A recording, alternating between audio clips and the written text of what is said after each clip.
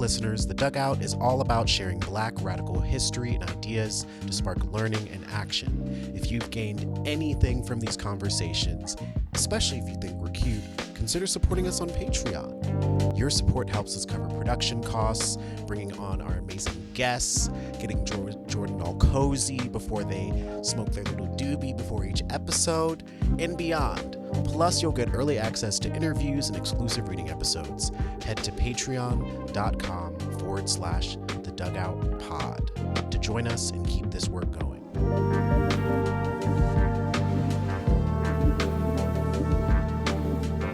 Again, thank you all so much for coming in. Do you want to introduce yourself or whatever y'all feel comfortable sharing, and name yourself wherever you want to, and share how you kind of got involved in this, what work you're doing? Hi, I am Peter Lechuga. I am a poet, activist, director of a nonprofit that teaches poetry and literature to children in middle schools and helps them become published authors. I also work with another nonprofit that is working on teaching the community sustainable farming, how to feed themselves, and just protecting our communities. I have been in the LA protests, letting my voice be heard, seeing some of the atrocities that the police have done to our communities, our people. And I have been organizing events to give our people a voice and to show that things are scary right now, but we still have the strength together. And thank you for having me. Hello, my name is Anahi. I am a student. My major is in psychology. I'm a Chicana. I am a member of the San Fernando Valley community.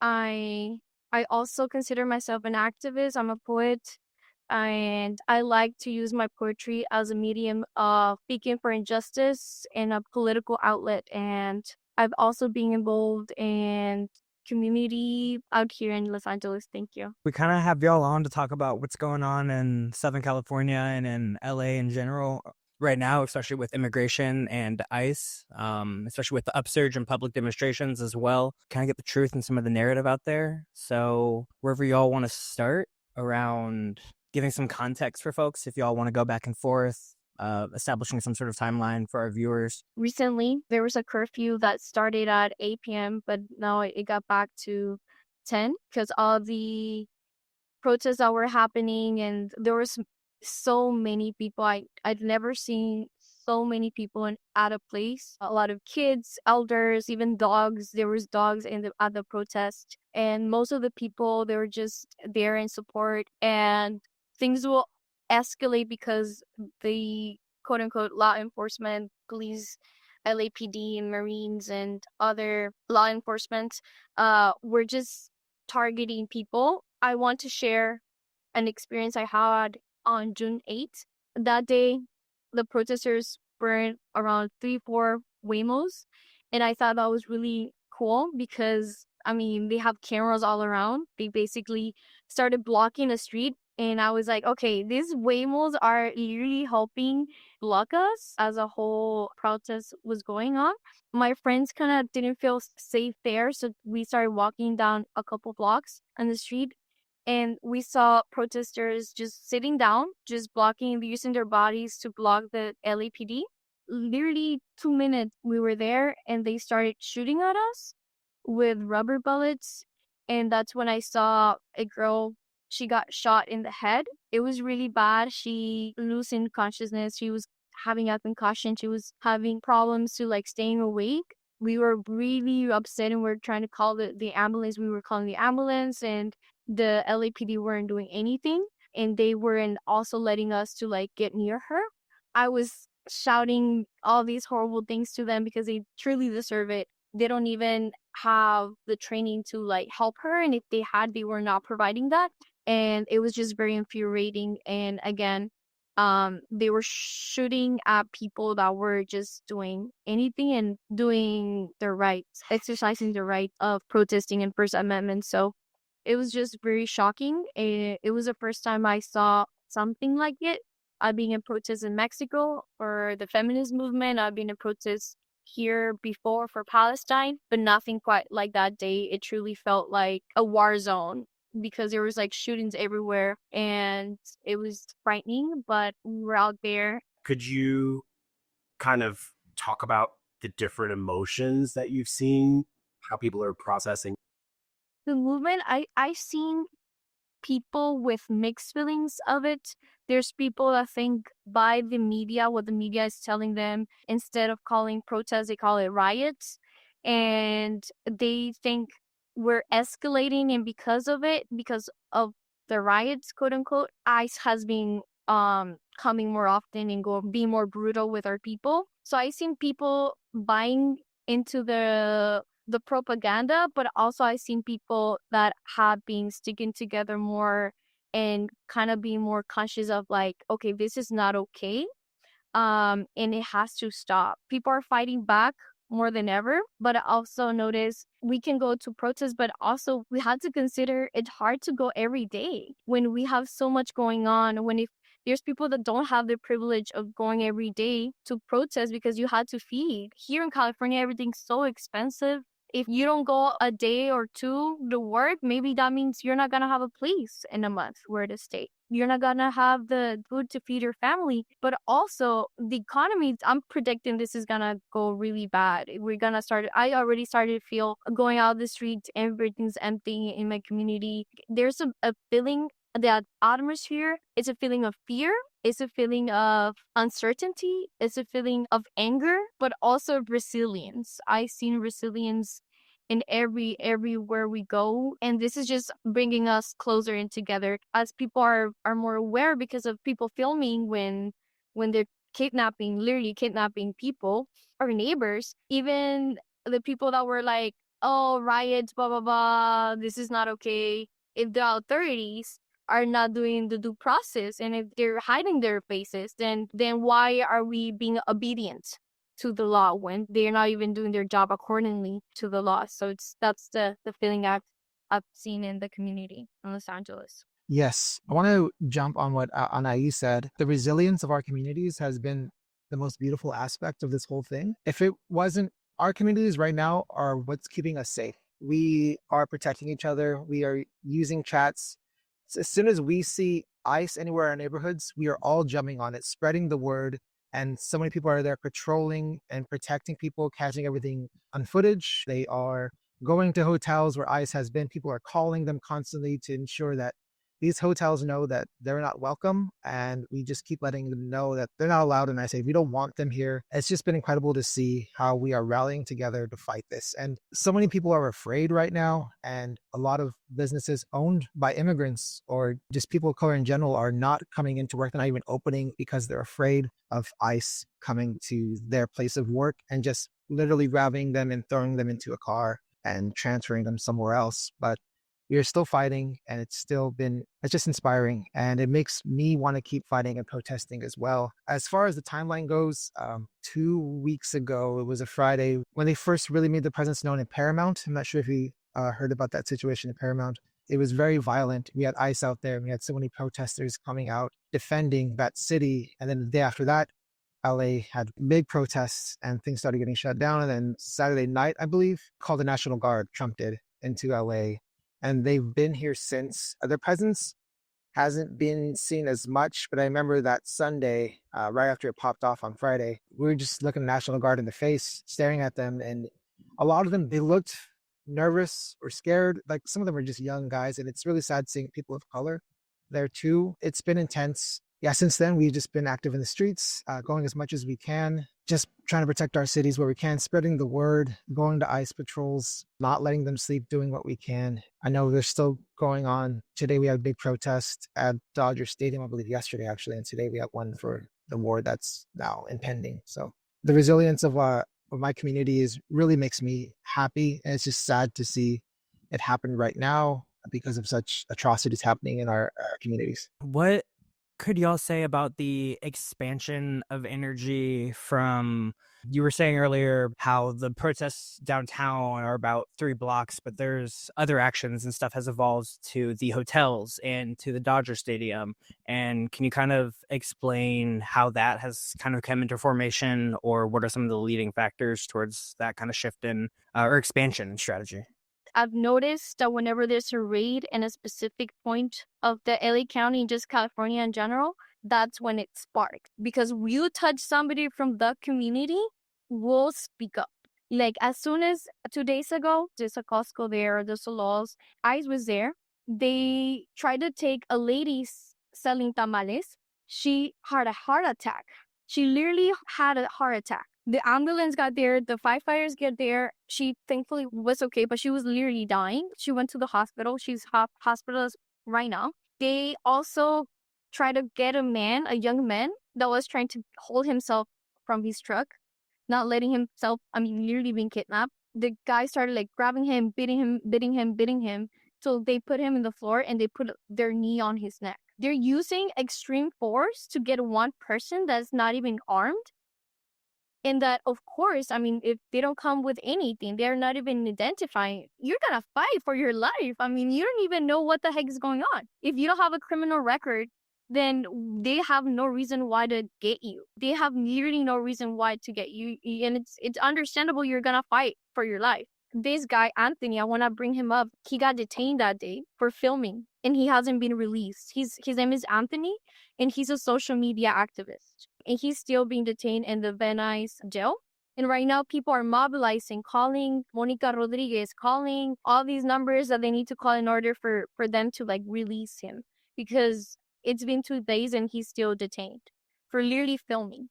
As far as I know, that you're right. You can literally film them. As soon as somebody in your community of the community of Los Angeles is touched, that's when the community itself starts to organize, to move on, to call numbers, to like film, to be there, to throw rocks, block the streets for ICE not to take our people. So that's how the thing starts to spark up. At night in Pacoima, people started to go out in the street and to protest. There was horses, there were cars, there was people throwing fireworks and dancing, and that's how we take the streets. At night, it started getting darker and the LAPD came and the San Fernando police came. That's how things spark. You touch one, we all respond. You're touching everybody else. So that's how the protests and the organizing start to spark up in the city.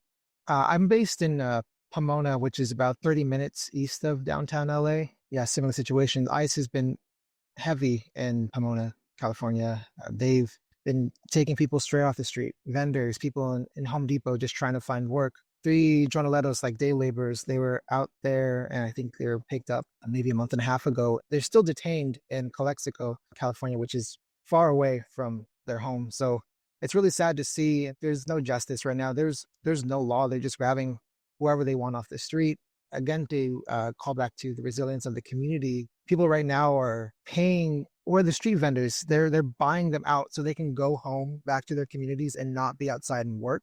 And that's really beautiful to see. I'm loving all these buyouts that the people are doing, just donating money to these families so they don't have to leave their homes, so they can be safe. To the Dodger Stadium narrative, that whole situation is really upsetting because there seems to be a lot of misinformation in regards to that. Unfortunately, a lot of the Chicano and Mexican American community, the atrocities that Dodger Stadium has done to our community is it goes back to the 50s. I've written a poem about it.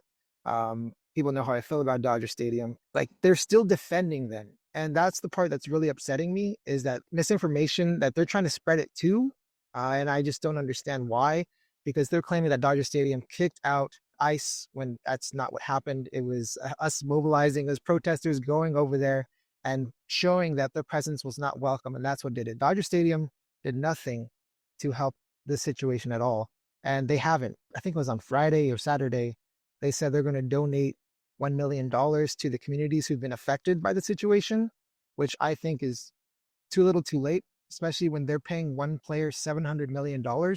So, like, you're paying a community $1 million. So it's bullshit to me. And I think it's really pathetic. And Dodger Stadium, their fans are Chicanos. They are Mexican Americans, the people who love them. We've given them so much money and they've done nothing but take from us. And I'm just tired of that 100%.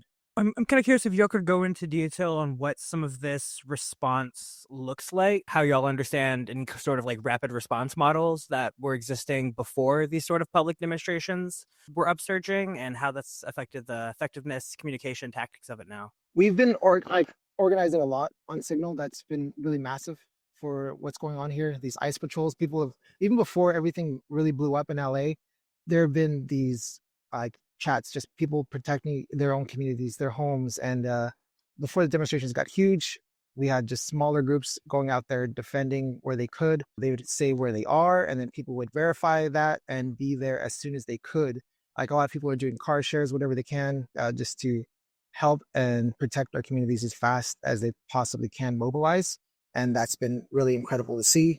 Before he started his administration in 2025, I've spoke to some members of my community that are undocumented, and the raids have been happening before him. Like, they have been happening forever, spontaneously, and not as massive as we seen today nowadays. There hasn't really been a movement like it's happening now, where people are literally using their bodies to block and stopping these kidnappings.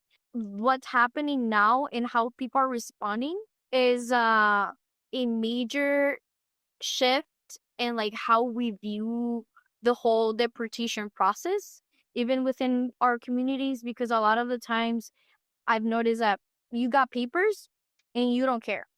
A lot of people already like, oh, well, I already got papers, I'm a citizen on whatever, I don't have to bother or worry about the community, because you're too busy doing whatever, right? Your life, working, whatever it is. There's a lot of people that think like that.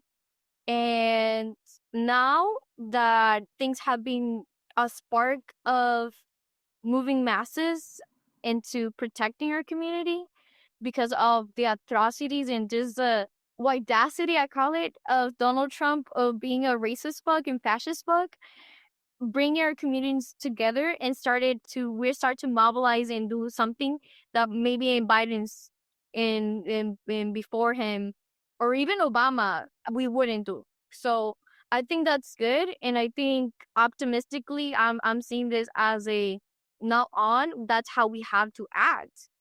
Like, now on, that's how we have to react to the injustice that we're living. So this has to end. But before this whole fascist mess, the community wasn't organizing as visibly and loudly as it is now. It's cool to hear y'all describe this stuff because it almost makes me think about how people using their bodies to block these ICE kidnappings. I guess I think back to 2016 and Trump's first presidency and how all of the movements around stopping the travel bans and the airport blockades. And so it is kind of interesting to see this cultural memory. And I'm kind of thinking of how this moment might be tapping into that moment and people are learning. So I guess to that point, like I know it's like tactics were mentioned, but what challenges do you see organizers facing right now or dealing with? Like, I'm sure repression is an aspect, or the potential for being doxxed, or maybe just more presence for the state in certain communities. But I guess what challenges do you see the movement facing right now tactically in response to like these protests in ICE as it continues? And random side note, I like to call it caucasity. A lot of people are afraid of being doxxed, and there have been arrests or people have been just attacked. I know someone within my community, Pomona, they're making PPE kits and they're posting them on Instagram. And after a week or two, they were receiving dozens of death threats on the daily. I guess Trump supporters are just racist scum. They had to stop doing that, which really upsets me because they're trying to help the community and their lives are being threatened. I feel so many organizers are kind of afraid of showing their faces. And when we held our event, Revolutionary Tongues, last Sunday in defense of LA, I know most of the poets did not want their identities to be on the flyer or talked about or shared on Instagram for this reason, because they were scared of being doxxed. They were scared of being attacked for, sharing their voices and showing their solidarity with us. And that does sadden me, but I know like a lot of the poets also weren't. They said, I don't give a shit. Like, I am standing for what I believe in and defend. And that part inspires me as well. The Marines were called up, National Guard were right there. There was a peaceful protest, a march held by Central CSO. He walked from Boyle Heights to the detention center where at the time David Huerta, who is the president of the SEIU union, where he was being detained. During that march, there were children around us. And when we got close, there was a 5-year-old girl next to me, just walking like kind of the side in front of me with her mom. She was wearing rainbow colored riot gear, like a bike helmet. And She looked cute, and it was really adorable to see her with her parents. When we got close, like I saw that same girl just running from a cloud of tear gas, and it just made me sad. Like this is what we're facing. A little girl walking to a protest is being tear gassed by the police and the National Guard, and she couldn't have been any more than 5, and it really broke my heart. And those of us who could, we stayed there and protested for as long as we could until things got really wild out there with more tear gas and just hail of bullets coming from the cops. Like we're throwing water bottles and they're shooting rubber bullets at us. They're not equal, and it's really disgusting. Facing a lot of difficulties there, but I feel that our event that we held was very successful and it was peaceful. We had 25 poets there sharing their stories, sharing their words and inspiring others. And my beautiful partner, Alejandra, she did a live painting also there, and that was beautiful to see. And she's currently putting that on auction. All the funds that she makes from it, she's going to donate to Chirila, which I'm sure you guys know of, is defending the immigrant communities down here, keeping these families together, hiring lawyers, whoever they can, to protect these families that are being affected.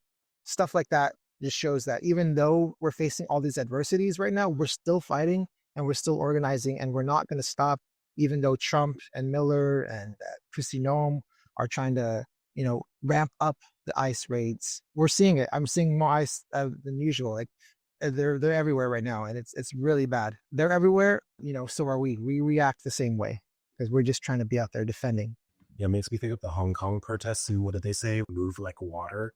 Could you talk about a little bit about what the escalation of National Guard and Marines has been like? Has that been super evident? Has it shifted? How folks are showing up? What has that been like? They sent the National Guard. They were there. They were for sure using their bodies, and it was sad just to see a lot of them were brown folks. And it was so sad to see them that most likely they were there because they tried to get the citizenship back of their parents.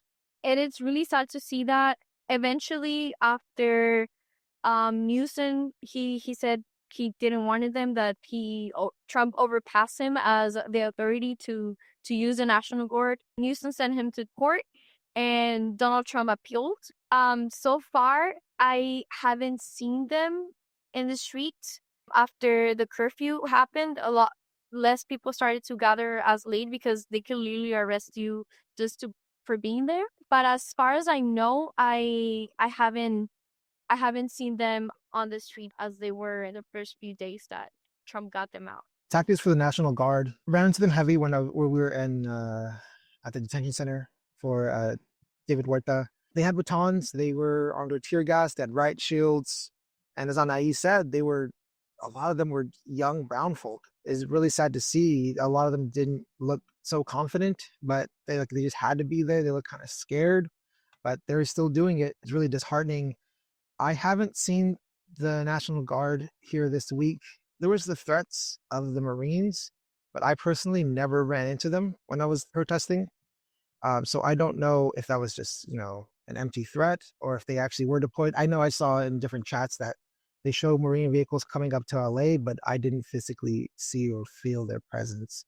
Maybe that was just intimidation. Either way, just calling the military like on American citizens is just absolutely disgusting to me because I don't understand that at all. Yeah, I think from what I've seen about it reporting wise from like mainstream news is that if they were to be used, they have to stay on the property of the federal buildings. And they're just like glorified security guards for the federal buildings. I know that I saw that they arrested one person, like they were used in an arrest of someone. So far, outside the there's no building, but I any person know if there was that had any been other into conversation around that. altercations with the Marines or the National Guard. It's mostly LAPD, the ones that I've seen using extra force, like as usual. What are some of the things that y'all are seeing that the state is doing that's working and some of the things that's not working? I wouldn't say specifically working because at the end of the day, things are still happening and people are still scared. But the way that Newsom responds back to Trump, I've seen that a lot of our community has really felt supported just by his words. I'm not saying by his actions, but that representation of Newsom being like, "Hey, bitch, like you're not welcome here. You're not gonna fuck with our people." I think that really brings hope to people in a way of like, okay, he has our back. But again, I don't believe anything Democrat or Republican says. Honestly, for me, blue or red is the same system, and if they really wanted to do something, they would have done it before. They would be more active on like supporting, because who's really showing up for the community, bringing the resources, helping the community to stay aware of, informed, and bringing donations for people to be fed, and the businesses, is not the state but the people. So again, I only think that the way Newsom responds to Trump is the only good thing I would say he has done, because if he would have replied differently, maybe people would be more scared. But again, I think it's just mere he's being politically correct, I would say, more than anything. Their assistance, to me, has been very performative. Newsom 100% ending up to Trump. I feel like it's just he's putting on performance. I don't see a lot happening. I feel like who is taking care of like our people right now is the community, is ourselves. Here in Pomona, we have a council member who straight up just said that ICE are heroes, and she's a woman of color as well. And I absolutely find that stupid and ignorant. She's not seeing what everyone else is seeing, and it's absolutely just terrible as her that she said that. Our communities are keeping each other safe. The Lopez Urban Farm, whom I work with, is helping to feed everybody in its community. They made their farm a sanctuary space. Anyone who is having any issues from ICE is welcome there, to be there, to get food, to get whatever they need, so they don't have to go to the grocery stores. It's just incredible to see the owner there at the farm. He was doxxed on Reddit by some people because ICE was parked outside the farm one day, and he basically just like posted on Instagram, like, if you guys come here again, you're not welcome. I will have to be aggressive with you. He got doxxed, and now people are just like sending him terrible messages as well. It's not going to deter him, and it's not going to deter the community. We're going to keep fighting and protecting each other. I want the politicians to actually fight for the community. Karen Bass of LA has not been very helpful. I mean, she's the one who initiated the curfew of 8 p.m. It's been pushed back, but it's find it all stupid, and they're not doing enough for the people here on the streets. I wish they could do more, honestly. The cops have been no help. I mean, initially they told Trump that they don't want the National Guard here, but he did it regardless. So I want more to be done for the people here. If like our politicians actually want our vote and want us to support them, they should support us. About some of the challenges that like Spanish speaking communities are facing in terms of like getting accurate information or the right kind of information being shared, because I know that was mentioned and it seems important to talk about. So could you share how that's been going and what kind of challenges people have been facing in terms of getting the right information to the right folks in terms of like language accessibility and beyond? A lot of our community is not very tech savvy. A lot of the times they don't know how to use a website, how to access a website, how to QR code, how to, they don't even have Instagram or TikTok. So there's a lot of barriers besides the language barrier that makes it harder for them to have access to information. That brings a lot of fear because they don't know what's going on. I've talked to people, street vendors, people at the Swami, that they're like, yeah, we know that ICE is doing raids and they're like literally doing not too far away from here, but we're gonna keep working. If they get me while I'm working, I'm gonna be honored. That's when one of the street vendors says, like, if I'm working and they get me, I'm gonna be honored and with my head up, because I'm doing what I've been doing for 20, 30 years in this country. I've been going every day to work. And yes, I'm scared, but hey, if they get me, that's what happens. They have this sense of not being defeated, even if adversity is right there, and if it's scary, because they've been doing this for many years. And again, it's not the first time that ICE is in our communities. ICE has been in our community. ICE will always be in our communities, unfortunately, because they want to inflict the fear. They want, and that's what Trump and the administration of Trump has been doing. They just want us to be subjugated. They want us to not have rights and not defend ourselves because they want to keep the cheap labor. They want to keep us without the benefits of a US citizen. They want to keep us subjugated to what the US it's made of, in pure imperialism. So basically, what we've been trying to do is just print out information as well in Spanish. Our communities, a lot of the times, they don't have the access of website and the knowledge to look in their phones. So it's good to have printed out the information and just spread it out to the vendors and spread it out in community centers that a lot of these folks are at. And also, I've noticed that the Armenian community has also been targeted in Glendale. Glendale is an predominantemente, sorry, I'm missing the word in English, but predominantemente Armenian and Latino, Hispanic, however you want to call it. We need more resources in other languages besides Spanish. And a lot of the times also indigenous people coming from all parts of Latin America, I mean, a lot of the times they're going to the farms. So a lot of the times the farmers that go to these farms don't even speak Spanish. So it would be good to have other languages. So I wanted to bring this up because this is something I learned from the Caribbean, from Cuba and Puerto Rico back in the day, back in the, I would say 1800, early 1900s. The way that people will literally go to the fields to speak up of the news of what's happening. I think oral tradition is we take it for granted because we think everybody has a privilege of having a phone. We think everybody has a privilege that we have using social media and all these other outlets. But guess what? Not everybody has that. So it's good to go back, even if it seems trivial, whatever, however you want to call it, to go back to our oral traditions of, hey, this is what's happening. I don't know, maybe organizing with people, going to the field and speak up in the microphone. These are the resources. This is what's happening. This is a new, not to scare them, but for them to be aware, also to bring the proper information that they need to know. And the resources by megaphone, if we have indigenous folks out there that also want to do that, because a lot of people speak Nahuatl. Nahuatl is one of the biggest indigenous languages that are spoken in Mexico.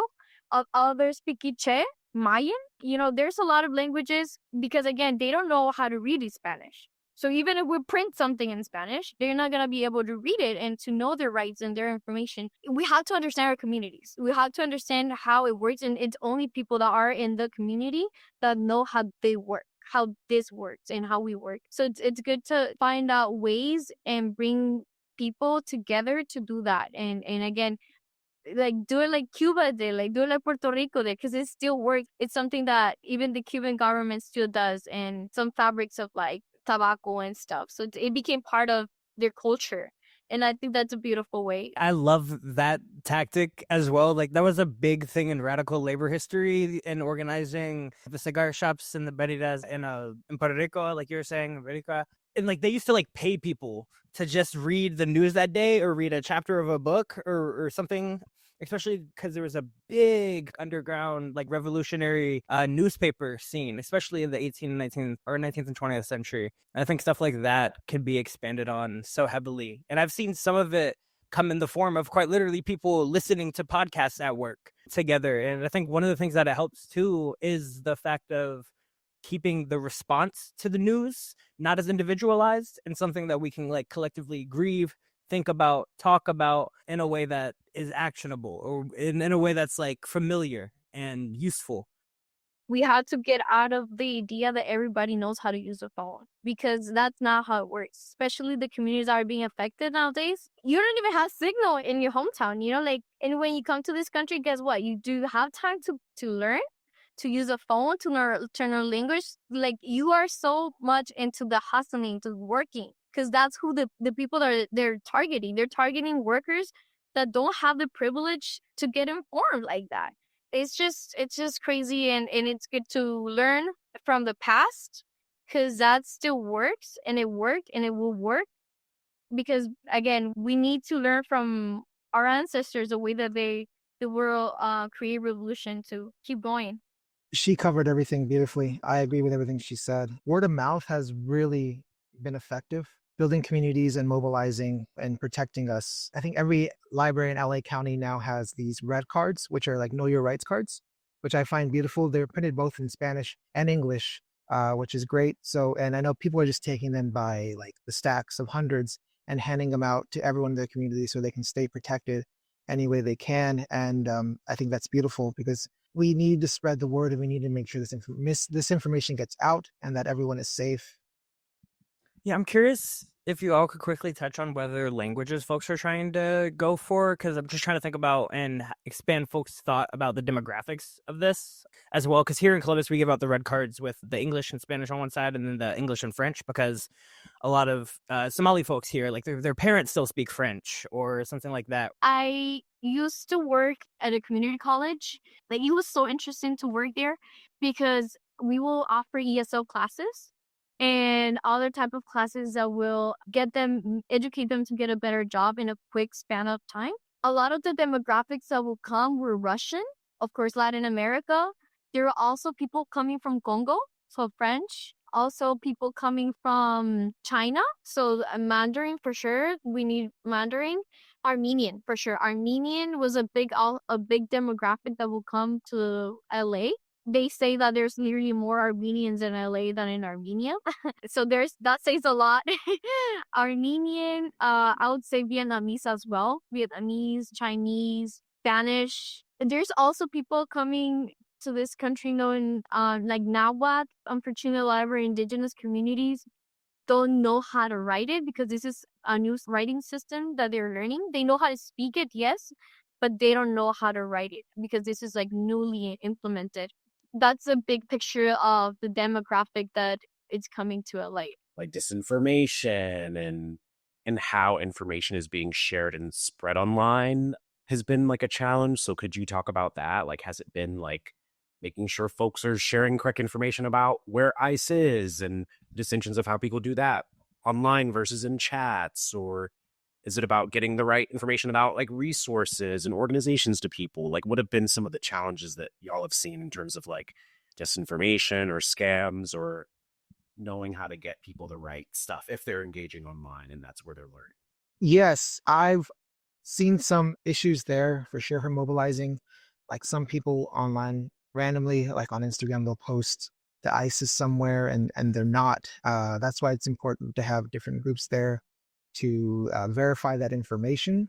It's not helpful, and that has definitely been a challenge. While not all of these sightings have been real, that can be really tough. I know, like, yeah, various chats and groups that are just really focused on confirming this information is accurate, and I do appreciate that. But I mean, misinformation is everywhere right now. It's social media age. It's just that way. It's hard to fight against, but we keep in our groups and we try to spread to those we trust, and that is the way that things have been as accurate as possible. I think that is the major way we've been dealing with the situation. Anahi, do you have anything else to add? I would just like to add the harm that misinformation does to our communities. It just spreads panic and fear. But also, there's a thin line between being careful and taking even that misinformation could keep you safe somehow in a way, because people, again, there's so much saying going on. They got eyes going to schools or eyes going to like graduations and eyes going into restaurants and places that even if it's fake, people tend to like, okay, I'm just gonna stay and log in. So it's just a thin line between hurting our community in a way of keeping them safe in a way, but also at the same time panic. And it's just hard to say or to discern if a little too careful is good or not nowadays. Like, it's just hard. I don't know. I think it's interesting, one, how immigration and carcerality impacts like people and communities. Cause I imagine like there's so many people now that care. And because of the way that news is being shared or spread or how this movement is being represented, it's, if you're not into how the media or mainstream media is covering it, then going to social media, learning, caring seems to be like, I don't know, one of the avenues of people don't have that like deeper community. And so I guess to that point, and maybe this is kind of nearing the end of things, but could you talk about the different ways that you've seen people show up to this movement and this work? And maybe that's kind of a question for people that are listening that might be struggling for how to get engaged outside of social media? A lot of people reach out to me saying they want to help, but they don't know how. They don't necessarily want to be out in the streets, but we've expressed to them there are so many ways that you can help out. I have so many friends donating water, food, N95 masks, clothing, other things that I'm giving out at protests. I'm just handing out to people, and I appreciate that so much because these donations are helping our community, and that is a way to help them. Spreading accurate information online via social media helps tremendously. Just them being active anyway. I also taught my friends how to make chemical wipes for their eyes, like in case you're tear gassed, and they made like hundreds of them, and they're handing them out at their local protests. They don't necessarily have to get involved, like be on the front lines, but they are giving them supplies, giving them resources that can assist others. It's just beautiful. I know at the Lopez Urban Farm, July 4th, we're going to handle, we're organizing protest protection classes. There, we're going to teach people like different things that'll help you in a protest, like how to make your own PPE kits, how to create these wipes to clean your eyes in case you're tear gassed, how baking soda and water can neutralize tear gas canisters. After that, we will be having a poetry event where any poets who want to get on the mic can share their stories and inspire each other. So I just wanted to stress the fact that there are so many ways that people can assist and be a part of this movement. You don't have to be out there throwing a brick at a cop's head, even though that does help.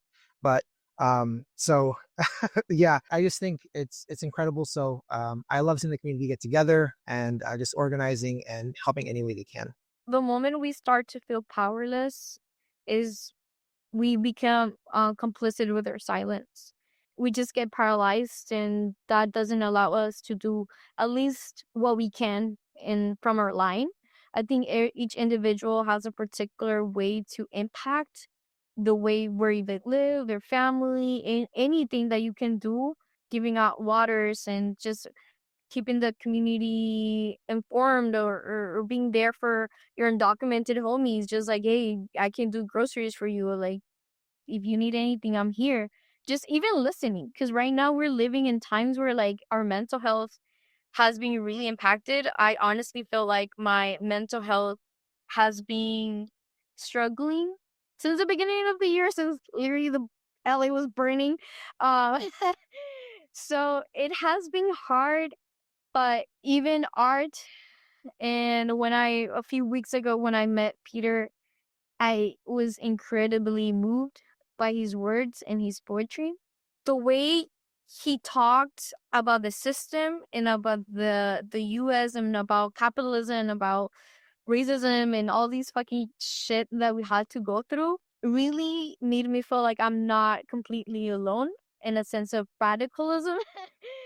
Because a lot of the times I'm in spaces where I cannot speak openly, and if I do, people don't want to engage in the radical ideas that I have. Or even at work, sometimes we'll see things that we don't like and we talk about it, and you see all these people talking about it, and then we just stay silent. We don't even have the courage to be like, what we're gonna do now. Yes, this concerns us, this is bothering us, this is not working, but what? Like, what's the action? So once I heard Peter, I was so moved, and some light fired my heart. And I was like, okay, Anna, this is now the time to actually do something about it. Not just think about it, but actually move. My activism behind the scenes. Like, I don't post it. Nobody knows like what I'm doing. I'm just a person. I want to be not really seen. But I do it regardless, because that's my life. Like, that I was born to fight like this world. Nothing has been easy. Nothing has given to me in a silver platter. Um, so I have to move. I had to move. Otherwise, I'll just die. But the fact that poetry and the word and art can be used to move, to create a movement, that's something super powerful. Because again, as in LA, a lot of people are just pretending blind and going and focusing in their career and in their art and like whatever, but without a perspective of social justice, which honestly, I that kind of like, it doesn't sit right to me. I feel like co-organizing the poetry felt like I was doing a lot. It felt like I was, we were as a community, as everybody gathered, I feel like I did more than what I was doing before, just by, getting in my head of like you're doing nothing, or like you're just, it felt more gratifying. And it's something I want to keep doing, as, again, from my line and everybody's line. And as long as we don't stay in a state of mind of powerlessness and just like you can do anything, then we're gonna be just right. And even if it's whatever you can do, money wise or time wise, or just hearing a friend, that's a lot. That will make you feel better. I trust me, like, just do it. Anahi, you're so sweet. Thank you so much for those kind words. You inspire me too. I mean, we honestly just met like a month ago at a poetry event, and we've already done so much work for the community, and I think it's absolutely beautiful. This was her idea, the original event, Revolutionary Tongues. She actually pitched the idea to me, and I said, "Yeah, that's a good idea. We should do it." And then it became something, and now it's going to become a traveling thing where we're going to go to every city, like as many cities as we can that are affected by ICE right now heavily, and we're going to spread like our message. Yeah, I guess we're afraid, but we're gonna fight. We're gonna fight regardless. And we're gonna stand up to them because they're not welcome in our communities. And we're gonna use our words and whatever we have available, whatever tools there are, to protect our communities. And so we're organizing more and more dates all across California, and we're just gonna keep going and growing with this. It's because art is beautiful. Art is powerful.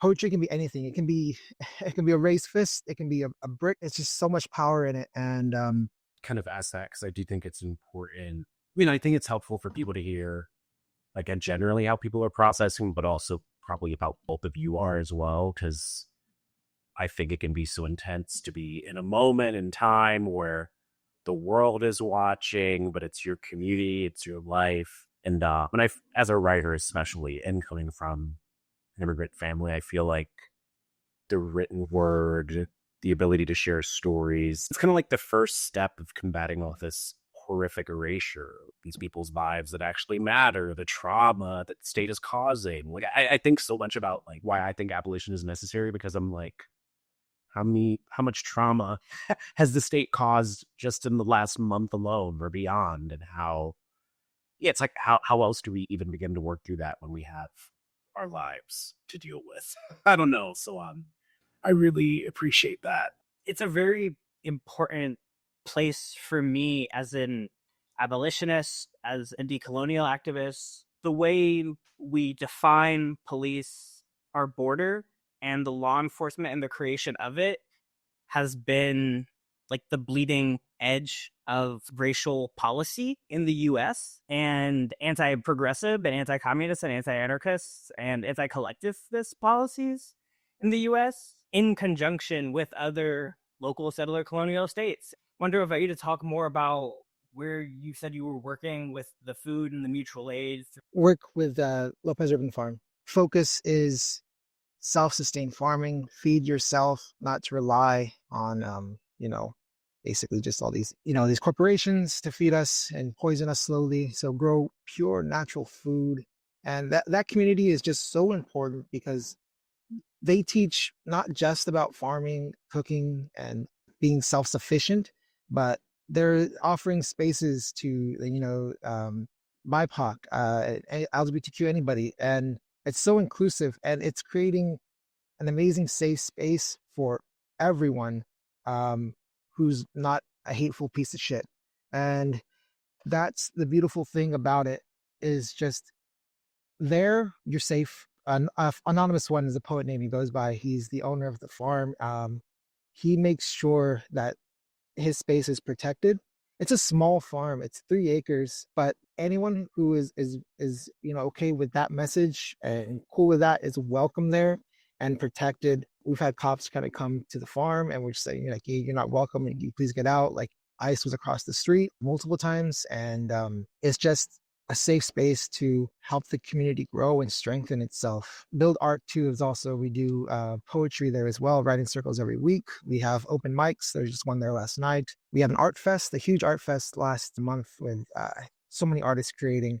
So It's just a beautiful space outside of LA, about 30 minutes, that is really doing so much for its community and teaching us to not be so reliant on capitalism, to feed ourselves, to show that we are more powerful together as a community and not suckling off the teat of fucking capitalism. So it's just so important to me. And what the farm does is beautiful. And I wish there was more spaces like it all over in the world because it's necessary right now. If there's any last things that y'all wanted to shout out or let folks know? This is a prediction that I have how the world what's gonna happen. The prediction is that the United States society has to come together now more than ever, despite differences, despite everything, and because we were being governed by a fascist dictator, we have no other option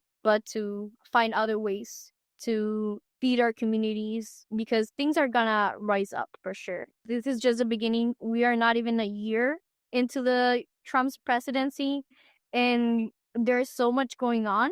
We had to save up. We had to not only save up but stick together, create community, organize, start to sustain ourselves, feeding ourselves, start to boycotting all the companies that support all the wrong things and they don't even pay the taxes that they need to pay. This has to end, and I think he's not gonna last the 4 years. I think the people are gonna kick him out, and the people have to take the power. That's the only way we have to, because I mean, what happened yesterday? The U.S. bombed Iran 3 times. This has to end because most of the society of the United States don't want this. They don't want war. We don't want this, and we interests are not being represented by our government at all. Even the people that are in the government don't even represent the American people. They want to call us minority. But are we really a minority? Are we really a minority? I don't think so. I don't think so. I think it's most of us than what they try to portray, and we have to stop it. We have to stop it by all means, and we have to start with our communities and with our families, just supporting each other and getting ready for what comes, because it's not gonna be easy times in the States. 100%. I think that prediction is accurate. We need to come together. It's been a whirlwind since the 6 months that Trump's been in office. I feel like things are going to get worse before they get better, but we just need to stay together as a community and fight against all of this. He's the no war candidate, basically contradicted himself within 6 months and did the complete opposite because he's in Israel's pocket. So we need to stop having these billionaires run our country, and we need to control it ourselves.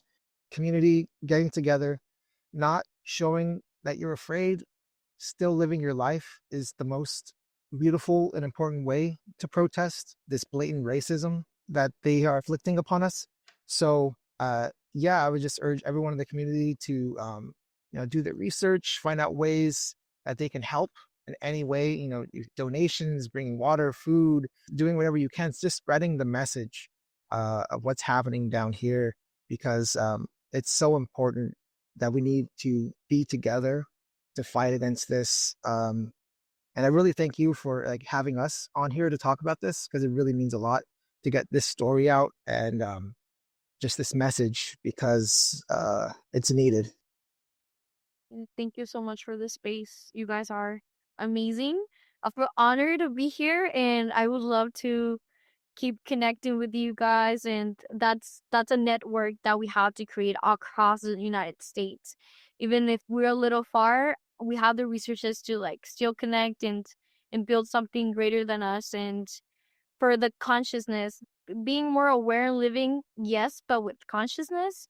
And what you do every day, it impacts others' lives, because we live in a globalist world that even the tiny little thing you do, like buying something from Amazon or something like that, it will impact greatly other communities. So we have to start popping that bubble that we live in and thinking as a communion, as as mycelium, that literally like mushrooms. We should be like that. We should act more like mycelium and mushrooms, instead of being just thinking about ourselves. And And yeah, thank you so much for the beautiful space you have. There's a great Intercata zine about organizing like mycelium and breaking it down point by point to think about the different tactics of networking. Very grateful to have y'all on.